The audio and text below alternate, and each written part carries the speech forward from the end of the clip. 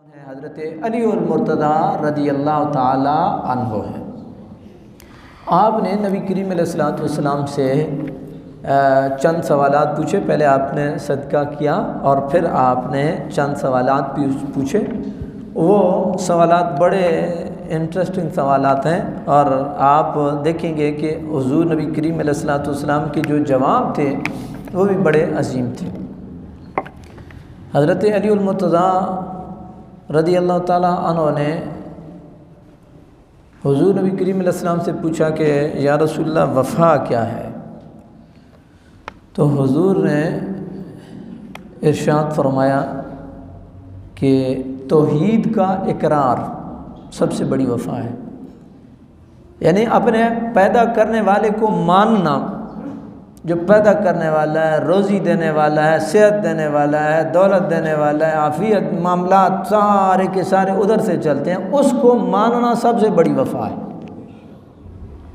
وفا کا مطلب یہ ہوتا ہے نا کسی کو اس کا ریوارڈ اور اجر اور دینا، تو رب کے ساتھ وفا یہ ہے کہ اس کو ماننا۔ تو توحید جو ہے یہ کیا ہے؟ یہ سب سے بڑی وفا ہے۔ حضرت علی المرتضیٰ رضی اللہ تعالیٰ عنہ نے پھر حضور سے پوچھا یا رسول اللہ فساد کیا ہے؟ تو نبی کریم علیہ الصلوۃ والسلام نے یہ ارشاد فرمایا کہ کفر اور شرک یہ سب سے بڑا فساد ہے۔ کفر اور شرک یہ سب سے بڑا فساد ہے۔ اور اگر اس کفر اور شرک یہ تو فی نفس ہی فساد ہے کہ اپنے خالق اور مالک کو ایک بندہ نہیں مانتا، ایک بندہ اپنے محسن کو ہی نہیں مانتا، اپنے خالق کو ہی نہیں مانتا، تو اس سے بڑا اور فساد کیا ہو سکتا ہے؟ اور دوسرا، اگر آپ دنیاوی اعتبار سے بھی دیکھیں تو آپ دیکھیں کہ مسلم ممالک اور غیر مسلم ممالک دو تقسیم دنیا میں آپ کر لیں تو سب سے زیادہ فتنہ اور فساد کفر ہی کی جانب سے ہے۔ جہاں جہاں کفر بستا ہے، جہاں جہاں کفر و شرک ہے، جن ممالک میں غیر مسلم میں کمیونٹیز ہیں، غیر مسلم ممالک ہیں، پھڈا زیادہ وہی کر رہے ہیں، چاہے وہ دنیاوی غرض سے ہی کر رہے ہوں، تو زیادہ پرابلم کبھی آپ کے سامنے ہی ہے۔ کبھی بر صغیر پاک و ہند میں انگریز وہ صاحب بہادر جو ہے وہ کبھی اس نے کیا کھیل کھیلا، کبھی کیا کھیل کھیلا، پھر امریکہ کی باری آئی، رشیا کی باری آئی۔ زیادہ فتنے اور فساد انہی کے ادوار میں ہوئی ہے۔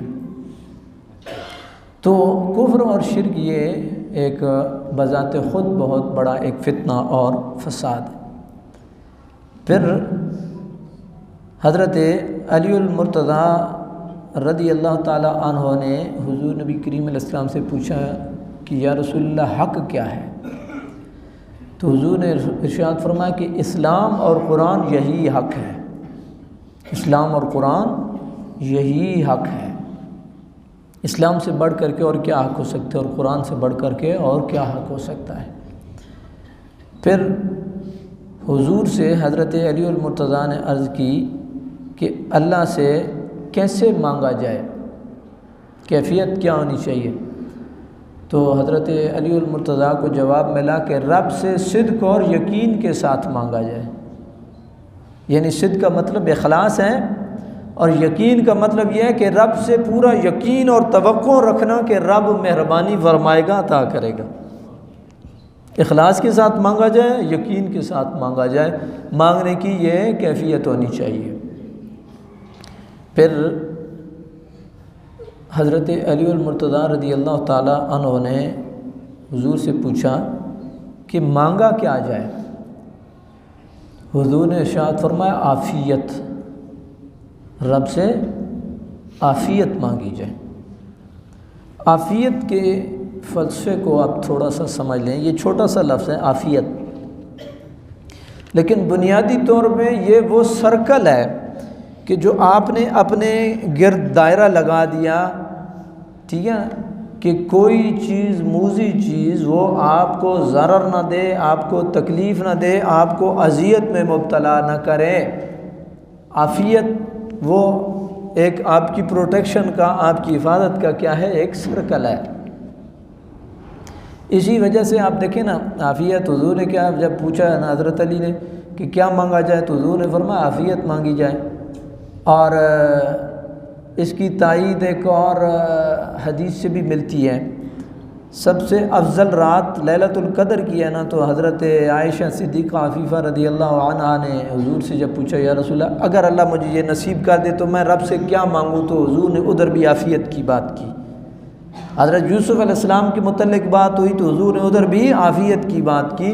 حضور نے حضرت عائشہ کو فرمایا کہ اگر اللہ تجھے یہ رات نصیب کر دے تو رب سے یہ دعا مانگو، اللہم انک عفو تحب العفو فاعف عنی، اے اللہ تو سراپا عفو ہے اور معافی کو، عفو کو کیا کرتا ہے، پسند کرتا ہے، مجھ سے درگزر فرما، میرے ساتھ عافیت کا معاملہ فرما، فاعف عنی، مجھ سے درگزر فرما۔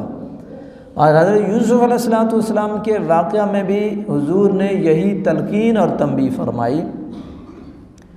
حضرت یوسف علیہ السلام جب مختلف ہتھ کنڈے، آزمائشیں اور ابتلائیں آپ کے اوپر آئیں نا، تو آپ نے نا ایک بات کی، قال رب السجن احب الی مما یدعوننی الی، اے میرے مالک اس سے تو مجھے سجن، قید بہتر ہے کہ یہ جس طرف مجھے لے کے جا رہے ہیں، کبھی کیا، تو میں جیل کی سلاخوں کے پیچھے چلا جاؤں تاکہ یہ جتنے بھی جھنجھٹ ہیں میں ان سے آزاد ہو جاؤں، ادھر میں پڑھ لوں گا، ان مصائب سے اور ان الزامات سے تو کم از کم ادھر میں بری ہوں گا۔ یہ بنیادی طور پہ آپ کی پاک دامنی کی بہت بڑی دلیل ہے کہ اس طرح کی زندگی سے مجھے وہ زندگی بہتر ہے۔ لیکن نبی کریم علیہ السلام نے متنبہ کرتے ہوئے ارشاد فرمایا، اللہ میرے بھائی یوسف پہ رحم کرے، اگر وہ اللہ سے عافیت مانگتے تو اللہ ان کو عافیت دے دیتا۔ انہوں نے قید کی بات کی تو قید میں چلے گئے، ٹھیک ہے، پھر اللہ تعالیٰ نے وہاں پہ بھی معجزے کا ظہور ہوا اور آپ کو اللہ نے ایک علم دیا تھا خوابوں کی تعبیر کا، اور وہ بڑا ایک انٹرسٹنگ واقعہ ہے۔ لیکن حضور نے ارشاد فرمایا اللہ سے عافیت مانگتے تو اللہ تعالیٰ انہیں عافیت عطا فرما دیتا۔ تو عافیت جو ہے یہ رب سے مانگنی چاہیے، اے اللہ تو ہم سب کے ساتھ عفو و عافیت کا معاملہ فرما۔ تو یقیناً آدمی دنیا کے ابتلا، دنیا کی آزمائشیں، آخرت کی آزمائشیں اللہ تعالیٰ اس سے عافیت کے صدقے میں اللہ تعالیٰ محفوظ رکھتا ہے۔ پھر حضرت علی المرتضیٰ رضی اللہ تعالی عنہ نے حضور سے ایک بات کی، یا رسول اللہ نجات کے لیے کیا کروں میں؟ سب سے بڑا یک نکاتی ایجنڈا ہم سب کا مشترکہ، جس کو کہتے ہیں نا یک نکاتی ایجنڈا کیا ہے؟ نجات ہے۔ یعنی ہم سب کسی بھی ہم مائنڈ سیٹ سے ہوں تو سب پیچھے بھاگ رہے ہیں کس کے؟ نجات کے۔ چاہے کسی مسلک کا بندہ ہے، کسی سوچ کا بندہ ہے، کسی فکر کا بندہ ہے، الٹیمیٹلی نتیجتاً یک نکاتی ایجنڈا کیا ہے؟ نجات ہے۔ تو حضرت علی المرتضیٰ نے مسئلہ ہی حل کرا دیا۔ حضور سے جب پوچھا کہ یا رسول اللہ میں نجات کے لیے کیا کروں، تو حضور نے فرمایا حلال کھاؤ اور سچ بولو، حلال کھاؤ اور سچ بولو، یہ تمہاری نجات کا ضامن ہوگا۔ پھر آپ نے یہ بات کی کہ راحت کیا ہے، تو حضور نے جواب دیا کہ دیدار الہی سب سے بڑی راحت ہے، اللہ کا دیدار۔ کائنات میں اگر کسی شخص کو مصطفیٰ کریم علیہ السلام کا دیدار ہو جاتا ہے تو وہ کتنا بڑا خوش نصیب ہے۔ دیکھیں نا، حضور کا دیدار اگر کسی کو ہو گیا تو کتنا بڑا خوش نصیب ہے، اور یہ ممکن ہے، کوئی بعید از قیاس نہیں ہے۔ اس کے لیے آپ کو مجاہدہ چاہیے، اس کے لیے آپ کو مشقت چاہیے، اس کے لیے آپ کو درود پاک کا اخلاص کے ساتھ ورد اور وظیفہ چاہیے، اور اس کے لیے تڑپ اور طلب چاہیے۔ اللہ رب العالمین ایک نہ ایک دن آپ کو نواز دے گا۔ دیکھیں نا، عربی کی ایک کہاوت ہے، من جدہ وجدہ، جس نے کوشش کی سو پا لیا۔ آپ ایفرٹ کرتے ہیں، آپ کی کوشش یہ ہوتی ہے کہ میں بزنس مین بنوں تو بن جاتے ہیں، آپ کہتے ہیں کہ میں کسی پوسٹ پہ پہنچوں تو پہنچ جاتے ہیں، آپ کہتے ہیں میں بزنس سیٹ کروں تو ہو جاتا ہے، آپ کہتے ہیں میں باہر جاؤں تو آپ چلے جاتے ہیں۔ آپ ایفرٹ کرتے ہیں 2 سال 3 سال 4 سال، تو ذرا ادھر بھی مجاہدہ کر کے دیکھیں، اللہ رب العالمین آپ کو نواز دے گا۔ تو ایک ہے دیدار مصطفیٰ اور ایک ہے دیدار خدا۔ دیدار خدا، دیدار خدا کے بارے میں آتا ہے کہ جنتی تمام نعمتوں کو بھول جائیں گے اور رب کے دیدار میں محو ہو جائیں گے، رب کے دیدار میں محو ہو جائیں گے۔